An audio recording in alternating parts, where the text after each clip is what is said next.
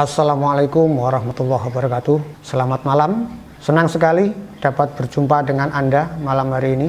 Kali ini kami akan menyampaikan konten tentang Jokowi kalah di MA. Apakah ini bukti kecerobohan pemerintah?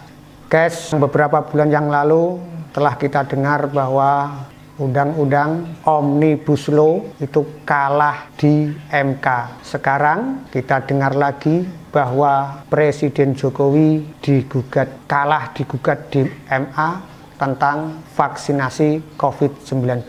Jakarta, Kompas TV. Mahkamah Agung mengabulkan uji materi yang dilayangkan Yayasan Konsumen Muslim Indonesia pada Presiden Joko Widodo. Gugatan itu menguji pasal 2 Peraturan Presiden Perpres nomor 99 tahun 2020 tentang pengadaan vaksin dan pelaksanaan vaksinasi dalam rangka penanggulangan pandemi COVID-19.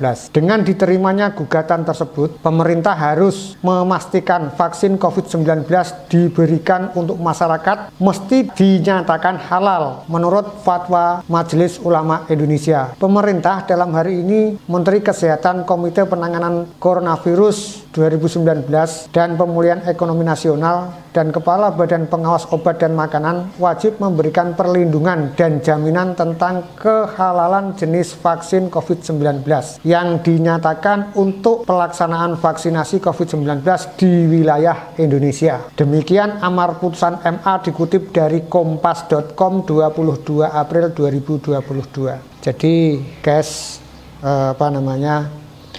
pemerintah itu wajib menyediakan vaksin yang halal. Sementara ini saya baru mendengar itu vaksin yang telah dihalalkan, saya baru mendengar Sinovac.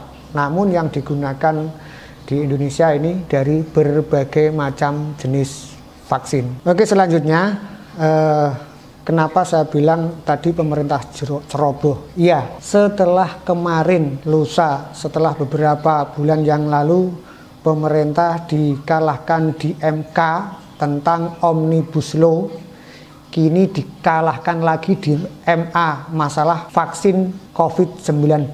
Dari Yayasan Konsumen Muslim Indonesia menggugat, dari gugatan yang dilayangkan ke MA maka dikabulkan, sehingga pemerintah saat ini wajib menyediakan vaksin yang halal. Untuk itu, apakah ini membuktikan bahwa pemerintah sedang ceroboh, guys?